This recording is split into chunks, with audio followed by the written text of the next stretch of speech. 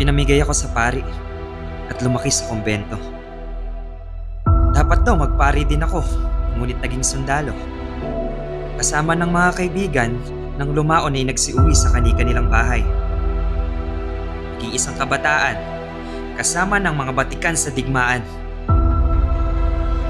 Bakit ba ako napasok dito? Takot magpaputok, takot mamatay. Tumakbo, nagtago, nagdasal, umiwas sa ulan ng bala.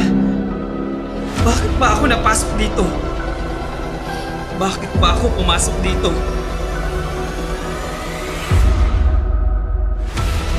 Nakipagputukan, nakipagpatayan. Ang buhay ko'y sa iyo, bayan, lumaya ka lamang. Ang buhay ko'y sa iyo, bayan. Lumaya ka lamang.